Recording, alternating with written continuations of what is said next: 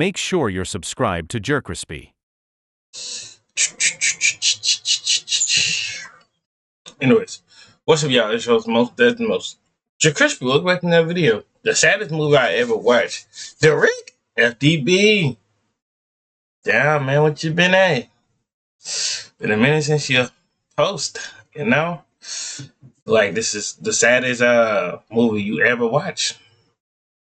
Let's see if that's true or not. Make sure you like, comment, subscribe, follow our social media is gonna pop on the screen. Yeah, we're on the road to 500. You know, sad movies are sad, but they're also good. Just like people watch horror movies to get scared, people watch sad movies to feel. And I mean really. Ew. And that's what we'll be going over today. Today, ladies and gentlemen, I'll be going over some of the saddest movies I've ever watched. And I mean like really sad, so y'all might want to grab some tissues, like for real. And in the end, I'll go over one of my favorites, but also one of the saddest movies I've ever seen. And if we talking about sad movies, I gotta talk about... Alright, man. Come on, Sam. Derek, don't.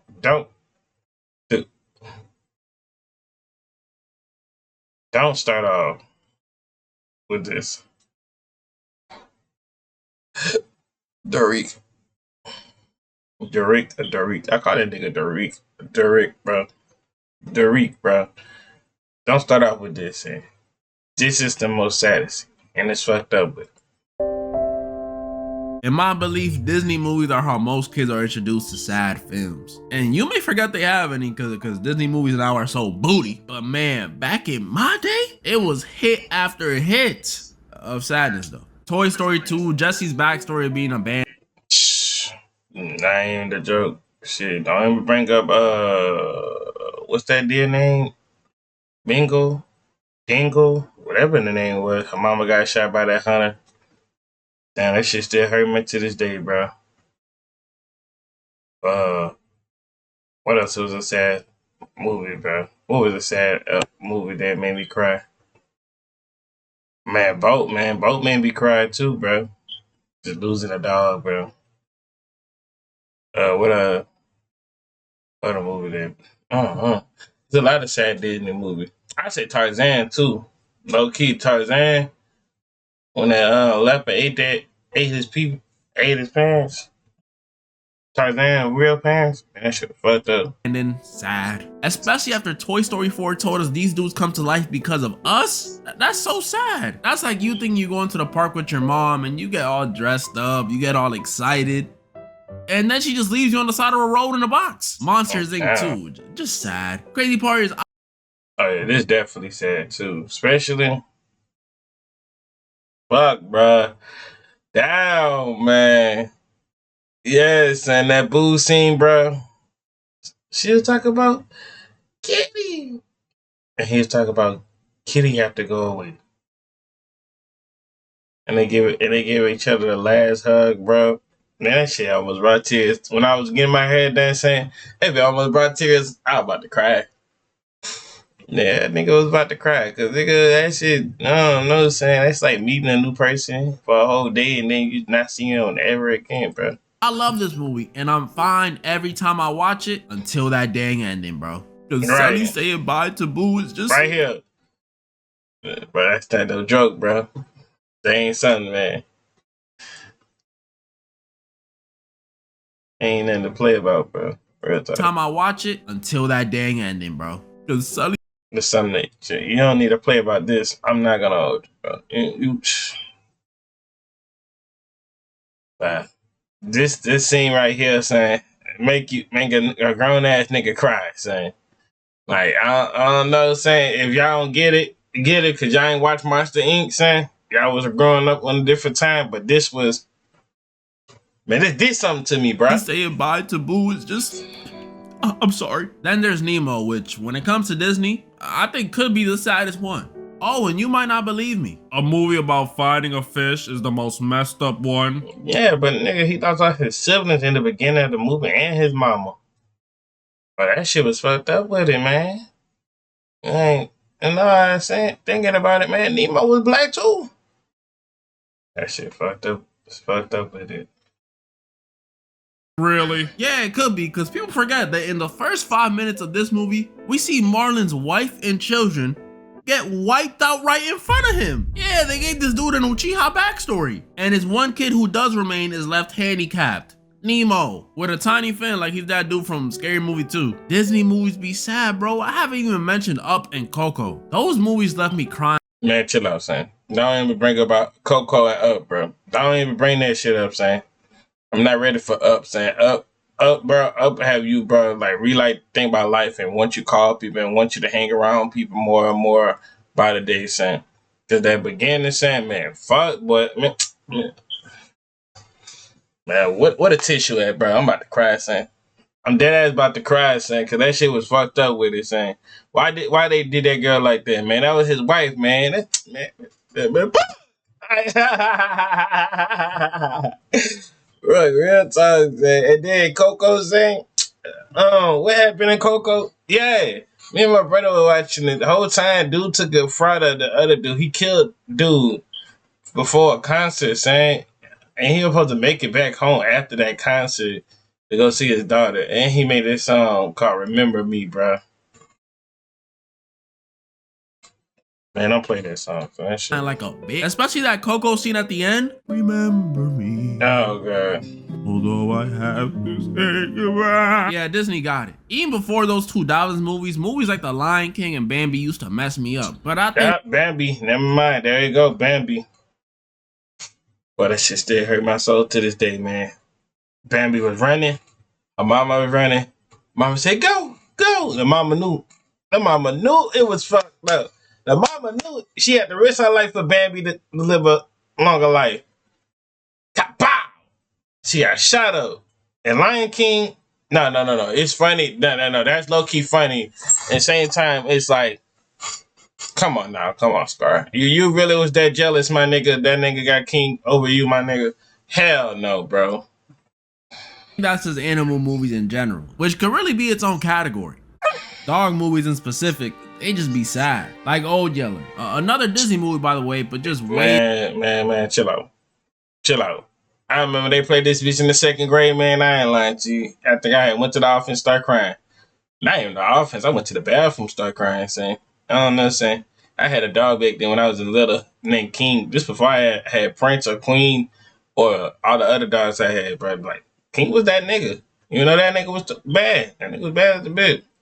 Before my time. About a boy whose dog gets sick and he has to put him down. And I'm not talking about euthanizing him either. Nah, I wish. I mean, he had to take him out to the back and prime Fortnite 200 pump his dog. Then there's the movie Hachi, A Dog's Tale. And this one really got me. A movie about a loyal dog named Hachi and his owner, and the bond they formed over years. And when I say loyal, I mean extremely loyal. Every day he would walk with his owner to the train station before he went off to work. And every day he would come back to the train station and walk home with his owner when he came out of work. The bond these two had was special, man. These two were like the pinnacle of man and man's best friend. Pick me up every day from the train station. I know fathers that won't even do that for their kid. Not even on his 9th birthday. But one day after doing the regular routine, you know, Hachi going to the train station with him, dropping him off. While Hachi's owner is at work, he tragically passes away.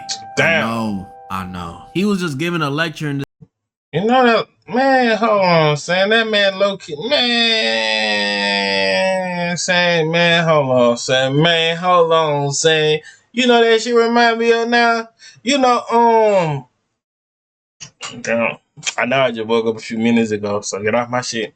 That's why my eyes is like that. Get off my shit. Off my shit. Anyways, man, that shit remind me of, Fried, bro. Like, you know how Fried, had a dog. I forgot what the dog named. The dog stayed there at the pizzeria for that whole about like months and years. Ain't eat, ain't move or nothing like that, bro. That shit fucked up.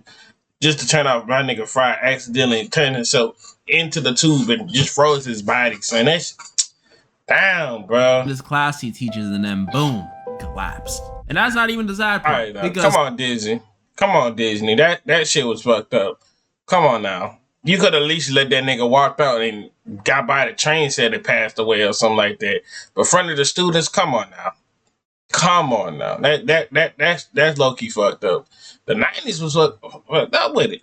Since he died at work, Hachi obviously never knew. I mean, how would he? What, are they gonna call him? And since he never knew, he sat there waiting at the train station for him to come back from work for 10 years. Yeah, Hachi came back every single day waiting for his owner to come back from work for a literal decade. And he's a dog, so obviously he doesn't know his owner is dead no matter how many people tell him. He just feels him missing. In his mind, his owner just isn't coming home. Dang. They must have him working really hard. And to make this all sadder, not only does Hachi literally die out in the cold waiting for his owner to come back, which just had to be, but this whole movie really happened. In Japan, this actually happened. A man left to work one day and passed away, and his dog, did what Hachi did. And the people of Japan erected them a statue to symbolize loyalty and companionship. Shout out to Japan. I respect y'all who own pets, because movies like these are the reasons I don't want a dog. I had one when I was a kid, a Yorkie, and never again. You asking me to willingly get attached to a creature that is nothing but loyal, adorable, comforting, kind, just for them to be gone before I even turn 30? Y'all are either soldiers or masochists, because that has to be some form of torture. If I get a dog, it's gonna be... Yeah, man, that shit fucked up, son. I lost my dogs in fucking 2 years, about a year ago, bro. That shit, man, I would say 2 years ago, but damn, it's about a year, bro. Then I lost both of them in 2 different ways, bro. That shit was fucked up with it, son. I had a Yorkie, too. I had a Yorkie, and I had a pit bull. That shit was fucked up like a bitch. Man, fuck, man. Shit, man. I'm in my final days. That way I can say I had a dog, but I don't have to deal with the pain of losing one. It's gonna be close too. When I say final days, I mean like my last minute. No, I ain't lying to you. Burying them dogs is not no joke, son. You gotta dig a deep ass hole just to put them bitches in there. Fuck the vet, boy. I'm digging that shit myself.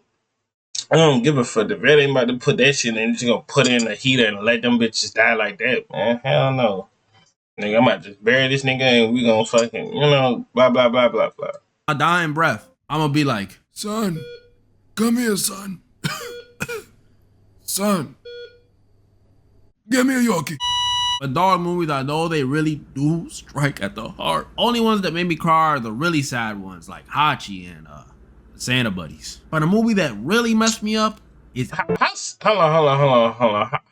How Santa Bunnies got you messed up? Santa Bunnies, like, no, it was nothing sad about that movie though. Besides, them dogs were stuck in the pound. That was the only sad part. Them dogs were stuck in the pound, and they got them dogs out regardless. What's this? Now this movie, not gonna lie, was gonna be the one I put as the saddest for the vid, but I got reminded of another movie that literally scarred me, so this one gonna have to hold second place. But don't get that confused. This movie is still very, very sad. And also, one of my favorites. Seriously, if you've never seen it, please do not let one of my videos be your first experience with it. Please. So Interstellar is a movie where we follow this NASA pilot named Cooper and his 2 kids. Hold on. You know another a sad movie that like you barely see in a minute, bro. What's that movie with that Indian dude and he was in the boat with animals, bro? It was like a monkey, a tiger, a zebra. I think a monkey, tiger, zebra. The tiger ate the monkey, ate the zebra, and I think it was another animal too he ate, bro. And it was just him, the Indian boy, went. And they had nothing to eat for days. And they went to this island. Dude finally got picked up. And I think the tiger had died on the island, if I'm not mistakenly. Because they ain't had no more food and stuff like that. Right, that was the most saddest movie right there. Just back-to-back animals dying left and right. Boy, that shit was fucked up with it, son. Earth and his son, Timothy Chalamet. They live on Earth just like me and you in the year 26. Oh my goodness. Only with a small difference, a tiny one. Their Earth is ruined. They got some scientific explanation for it in the movie, but to sum it up, their Earth is dusty. It's ashy, nothing can grow, and it's looking like the Earth is doomed. Until one day there's some good news. This same dust that's ruining the earth creates a message on the ground that Cooper decodes, and he uses that to find NASA's secret base. How the dust did that, I'm not going to explain now, but it did it. And this British NASA professor tells Cooper there's still a chance to save the human race. Oh, that's great. What do I gotta abandon your kids? Yup, the only solution they had to deal with this dusty globe stuff and save humanity was for Cooper to ditch his kids to go check out planets that could potentially host life. You know, house humans. And I really wanted to make a joke about how I ditched my kids for free, no saving humanity needed. But after seeing how his kids reacted, I can't, man. I can't. Look at Murph's reaction. I ain't lying to you. I couldn't ditch no kids for, man, to save humanity, bro. Hey, we just gonna have to struggle together. We'll be eating this bitch, eating canned food and shit like that, eating noodles and rooners in his mud, steak and killing cows and I don't know, saying something, bro. Yeah, you see, man, that's real tales, man. You know, it's a daughter and father time. You know. I mean, it would have been worse if it was a son. I mean, but still, daughter though, man. That's once in a while you get them daughters. You must get them boys. But shoot, it's rare you get a daughter. It's not rare, but you might end up with a lot of daughters. I mean, shit, it depends. God damn. don't think I could walk out on my daughter after seeing her cry like that. Right. At least not without like a blindfold or some shades or something. No one wants their parents to leave, much less a kid who only has one of them, and let alone to freaking space. I'd rather you just tell me he went to prison. Can you say he went to prison? That's what I'd rather hear. The crazy part is it's sadder on a rewatch because you know all the messed up stuff that happens later. Bro, this junk is so sad, even the dust was telling him to stay. That's how sad it is. But alas, Cooper decides to go when he leaves his daughter Murph and Timothy Chalamet behind. And I remember watching Cooper get on that spaceship thinking, dang man, this is messed up. Leaving your kids for 2 years? 2 years? Man. Wait, 2 years? Oh, man, I'm thinking he about to go to space and never come back and trying to say humanity you gotta stay out there by at least about 50 years. Man, 2 years? Man, all right, he gonna be all right. You see your dad in 2 years, all right. That's like basically like jail time. Come on, my nigga. I'm thinking that, man, hell no, man. I'm thinking, oh, that man about to be gone for, he gonna be up there testing scientists and up there for a little while, man, you know? Man, 2 years, man, 2 years, my ass.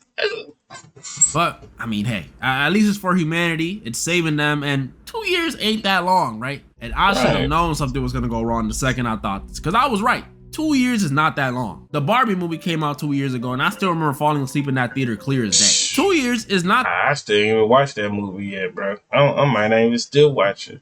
Why the hell we got a Barbie movie? That long, and it's especially not when it's to save humanity. So what's the catch? Well, after Cooper and the crew successfully get through this wormhole they have to go through, they have to decide which of the 3 planets they want to go to, check if people can live on them. And after deciding on this one planet that's completely covered in water, things go horribly wrong. Why? Well, besides the fact the planet is completely covered in water, so if humans went there, where are we gonna live? Bikini Bottom? Their ship engines get flooded, stranding them on the planet for some time. How long? About 3 hours, which may seem like nothing in the grand scheme of things, because 3 hours, what is that? Half a Stranger Things episode? That's nothing. But y'all gotta remember, this is space we're talking about. Space got different rules than Earth, as we know. So when they thankfully get their engines working again and get back onto the main ship, the dude that stayed on board informs them that that may have been only a bit of time for them, but thanks to space and gravity and relativity and all this science stuff, those 3 hours were actually 23 years. Oh, bullshit, man. So you telling me 23 years just went by that quick, bro? Man, bullshit, bro. My goodness. When they revealed this, it felt like it happened to me. Well, shit, that shit would have hurt my soul, saying, man, I would have said, man, bullshit, man, take me back to the fucking Earth. And I would have saw my daughter old as it been, like, man, hell no. I must be sleeping. I must be dreaming. And I'll be slapping my face. Man, I'll be like, man, I must be dreaming. Get off of me. Get off of me. And imagine it was a dream the whole time. And then my wife just wake up. I'm not going to get away from real life. But, movie-wisely, my wife wakes me up with some pancakes with some eggs. with some nice glass milk and talk about, it's all right, honey. Wake up, wake up. Hank, wake up. Huh? And they, you start saying the world of Melanie did, and she turned 23 years. Oh, wait, what is she talking about? What is she talking about? What year are we in? 2025. What you thought we was in? Year freaking 2059? I was shocked. 3 hours on that planet was 23 years on Earth? That's insane. This is like the movie Old, but way worse. Yeah, I ain't lying to you.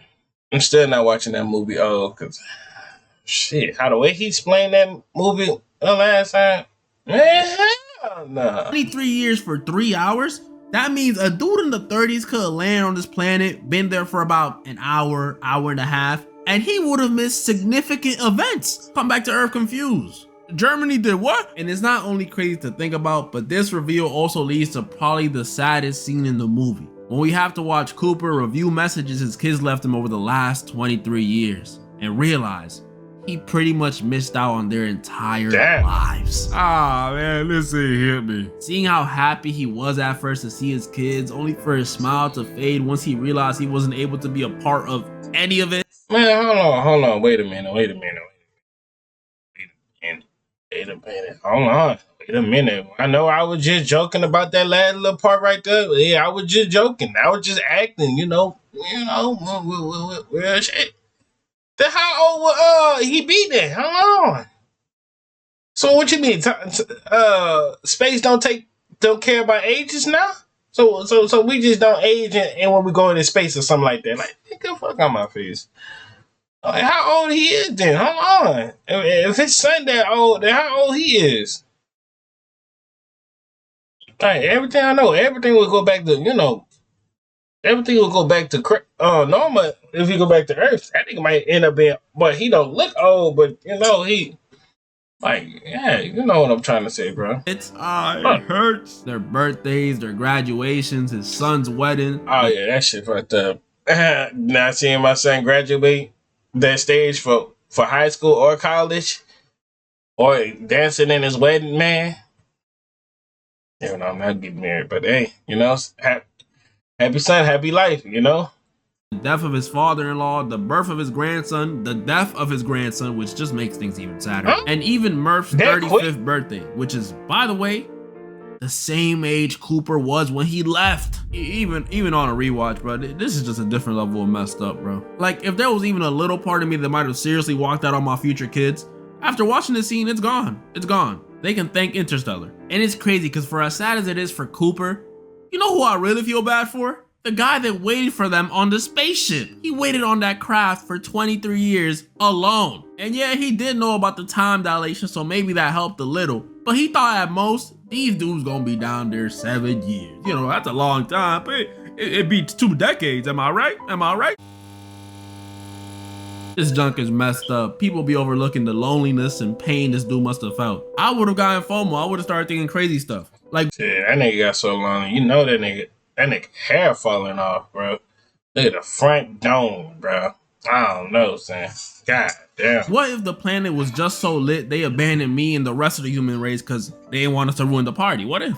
I'm just saying. It may sound stupid, but after year 12, that's what you're gonna be thinking, bro. Yeah, this junk is sad. And it only gets sadder towards the end, too. Because in the end, not only does the whole crew die except Cooper and Anne Hathaway, but we see Cooper reunite with Mirth, which you might be like, oh, isn't that good? Yeah, it was. You're right. It's good. It truly was good.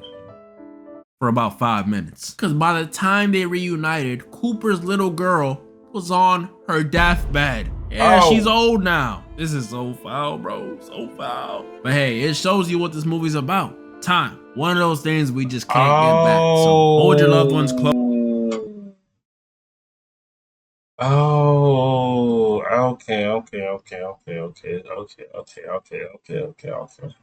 But that movie still don't make no sense. Cause she's getting old and I'm still looking young. Time reverse or something like that. Hold on. But I know what that meme came from now. But that nigga hitting on the window and stuff.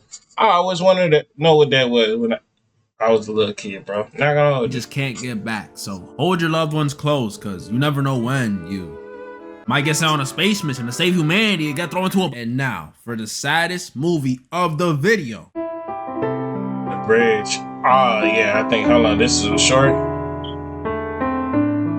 Look, I got the same rules for this movie that I had for Interstellar. Watch it before you watch this, and just hope you don't get scarred. In this one, we follow a middle school boy named Jess who likes to draw, and the sad stuff already begins because this kid lives on a farm. And I don't mean the kind of farm that pops into your head when you think of a farm, you know, the fields, the cattle. Nah, I mean his family is barely scraping by and he has to wear his sister's shoes to go to school. And I didn't grow up in the best area as a kid, but being broke in a city is definitely different than being broke out in the sticks. Like, I'll take witnessing drive-bys over having to walk 15 miles to school if I miss my bus. I'm good. But his family's financial situation wasn't the only issue.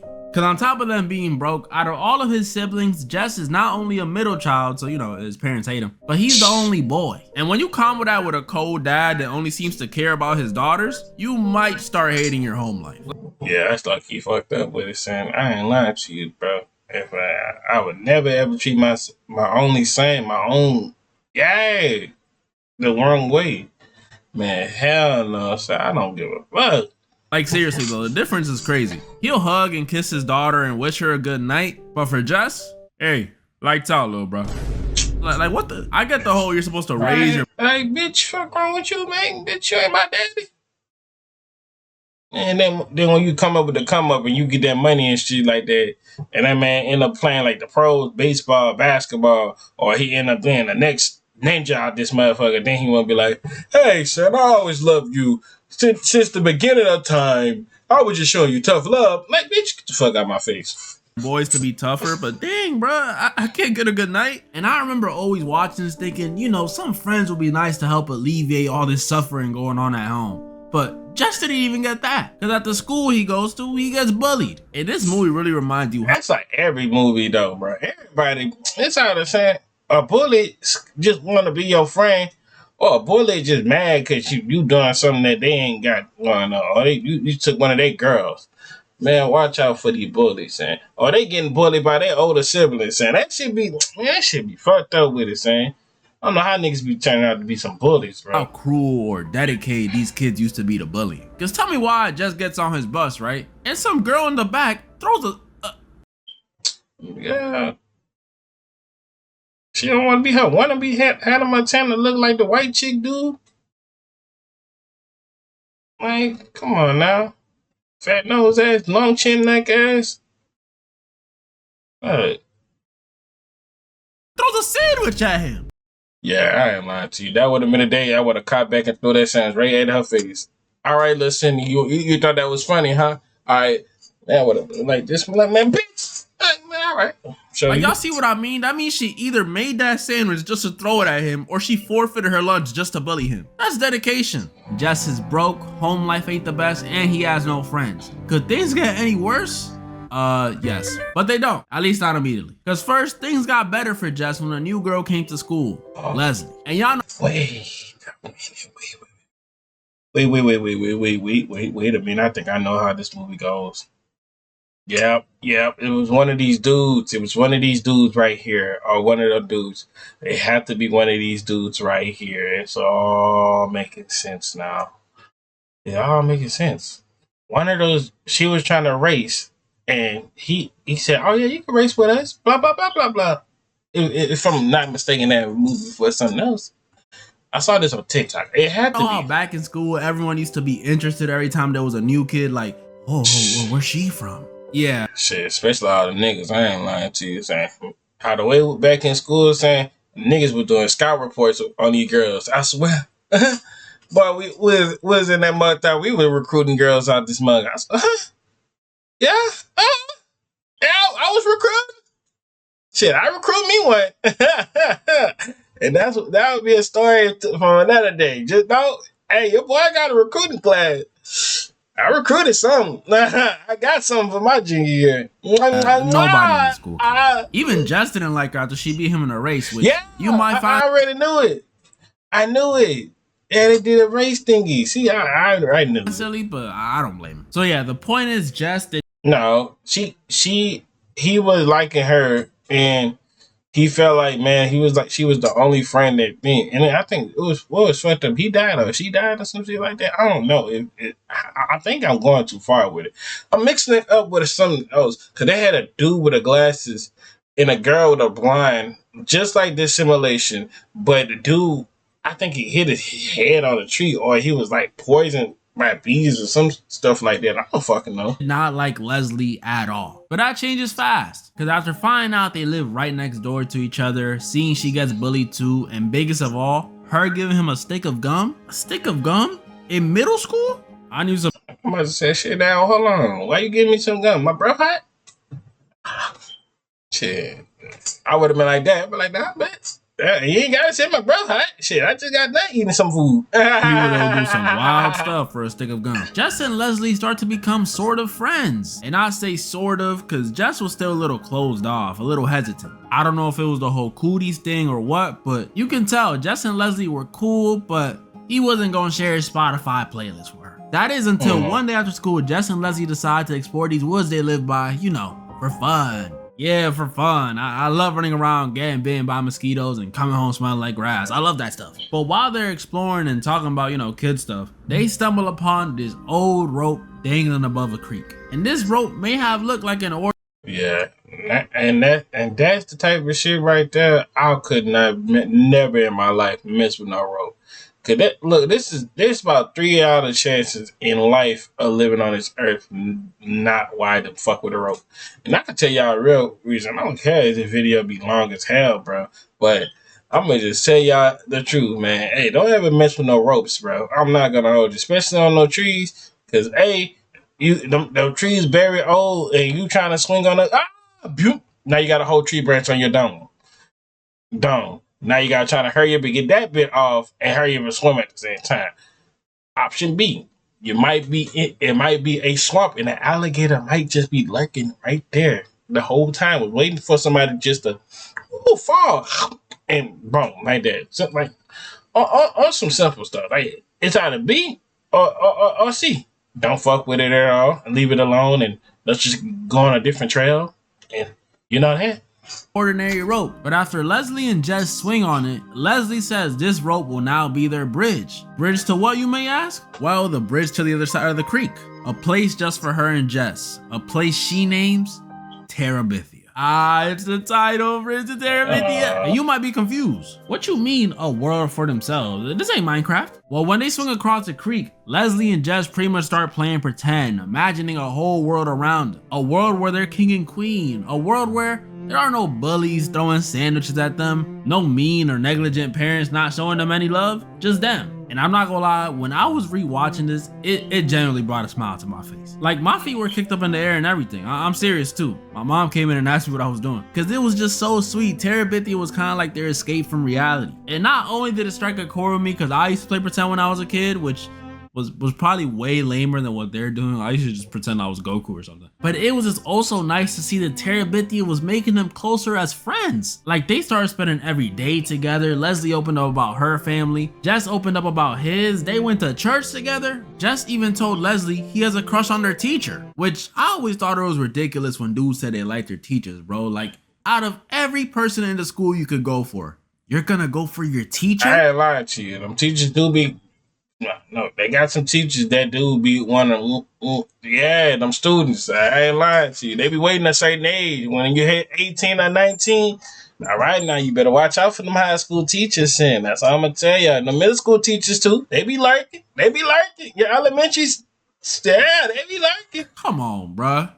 The principle is right there. The point is, Terabithia was making them closer, and they finally had something to look forward to. It was making them happier. Like, y'all cannot tell me it doesn't bring even a little joy to your heart. Come on. I see that little smile, bro. Things were going great for these two. Obviously, their home life was still a problem, especially for Jess. But at the very least, things were on the up and up. Extremely on the up and up. Because just when you thought things couldn't get any better, that teacher Jess has a crush on invites him on a field trip. Which honestly, you know, I'm happy for Jess. That's my boy. This is a major win in his eyes.